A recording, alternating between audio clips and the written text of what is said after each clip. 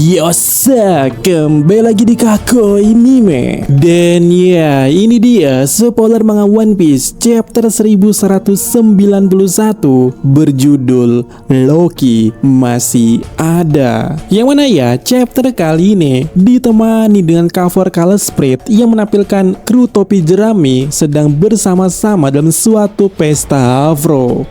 Nah, di awal chapter, dan ini yang kuharapkan, kalau Biblo sedang berbicara dengan Choppa.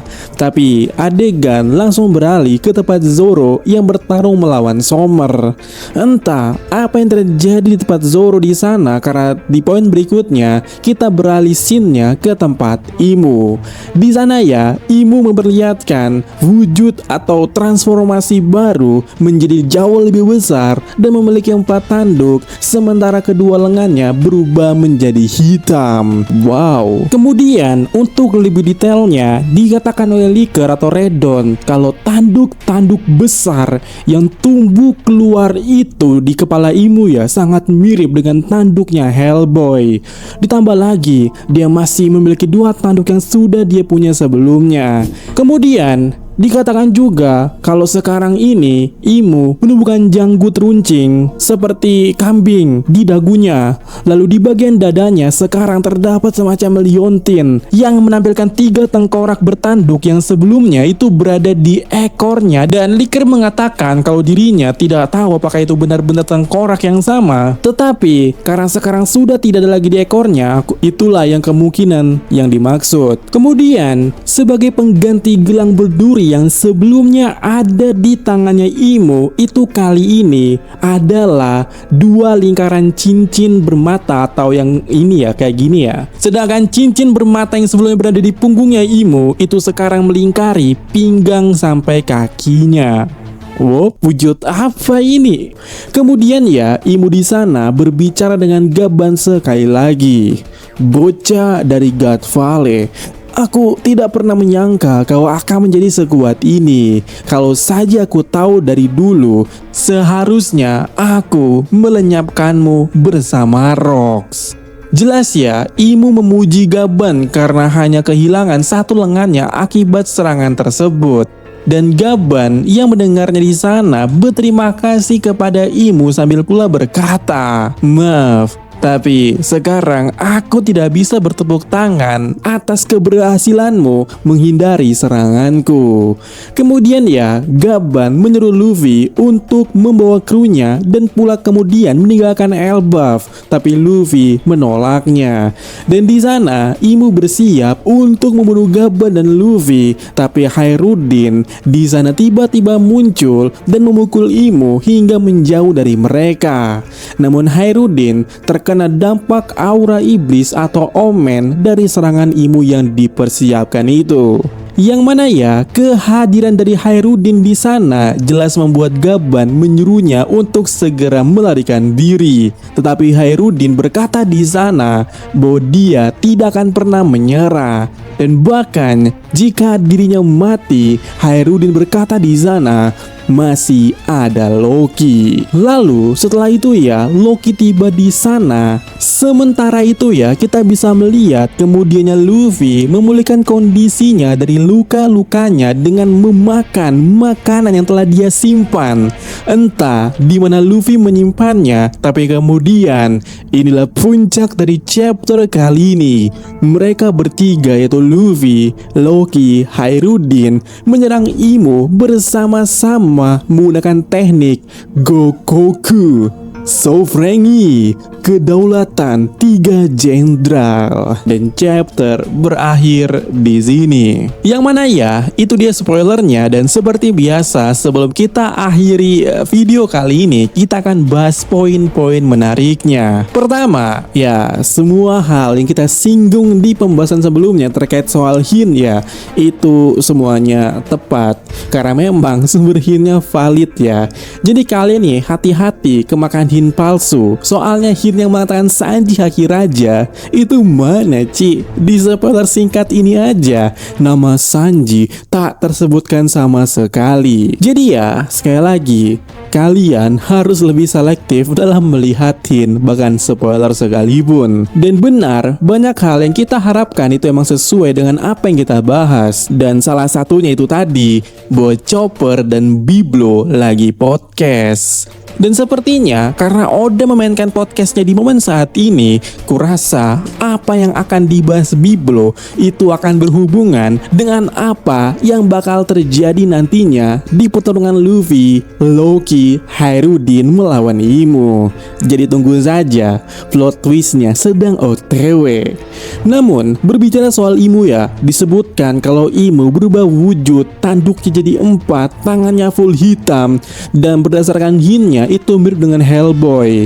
Jujur aja, aku nggak bisa bayangi bagaimana kondisimu saat ini. Seperti apa detailnya bentuk tanduknya itu di kepalanya. Soalnya yang di mural aja itu begini ya. Tapi harusnya ini emang wujud daripada Imu sebelum fase berikutnya. Sehingga untuk berbicara soal wujud Imu kali ini, ya kita harus nunggu raw-nya. Sementara kita beralih ke poin lainnya kalau Imu sangat memuji Gaban. Apakah ini sudah menunjukkan kualitas dari Gaban yang lebih baik dari Relic? Ya nggak tahu lah ya, karena Relic sendiri aja belum pernah showcase sebelumnya. Cuman setelah melihat pertarungan Gaban dan Imu ini, jujur aja diriku rada kecewa dengan Rox. Mungkin lebih tepatnya ke Oda kali ya. Kenapa Rox dibuat jadi Oni tanpa ada pertarungan yang sangat mematikan gitu ya? Kenapa kita nggak ngelihat Rox membabi buta atau menghancurkan Imu saat itu sebelum menjadi Oni kan? Cuman ya dari perkataan Imu tadi itu aja seharusnya udah valid kalau emang Rox semerepotkan itu atau bahkan semengerikan itu. Dan kali ini Gaban mendapatkan pengakuan langsung dari King of the World. Dan sekarang pertanyaanku adalah siapa lagi yang bakal dapat pengakuan dari Imu? Tentu saja Hairudin lah. Gila, dia bisa meninju Imu loh. Luffy aja sejauh ini juga cuman bisa menghantarkan atau mendarkan satu pukulan tepat ke wajah Imu. Jadi apakah level Hairudin saat ini itu udah setara dengan Luffy? Ya entahlah ya. Tapi ya apa yang dikatakan Gaban kepada Hairudin ini mungkin yang kita juga katakan ya, atau kita pertanyakan. Gaban di spoiler tadi menyuruh Hairudin untuk kabur. Hal ini menegaskan bahwa Gaban tidak percaya dengan kekuatan Hairudin bisa menandingi Imu. Dan Hairudin sangat paham itu juga. Maka karena itu Hairudin sampai bilang kalau dia mati tidak masalah jika memang mati. Dan mungkin ya sampai sejauh ini Hairudin adalah karakter development yang paling terbaik sejauh arc ini. Karena kalau kita melihat dari awal, Hairudin ini ya seperti giant yang naif, idiot, banyak omong, bahkan ya aneh. Tapi setelah menerima semuanya dan juga mengetahui segalanya, Hairudin berubah menjadi seperti ini. Dan karena itu, apakah Hairudin duluan yang akan mendapatkan haki raja sebelum Sanji? Karena ya, seperti yang aku bilang di video sebelumnya, kita jangan lupa kalau Hairudin ini adalah anak dari Haral, anak Ida juga, dan keduanya adalah orang tua yang tangguh.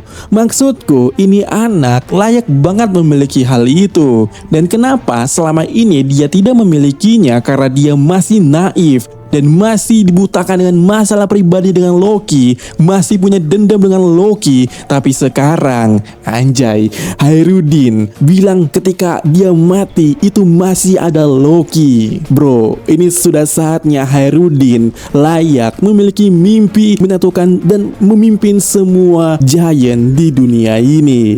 Jadi menurut kalian, apakah Hairudin layak mendapatkan haki raja di sini? Dan apakah kita akan melihat Haral 2.0? Maksudku, apakah Imu akan melihat Hairudin sebagai Haral? Karena satu-satunya anak dari Haral yang benar-benar jadi penerus Haral secara look ataupun secara yang kita lihat sejauh ini itu adalah Hairudin.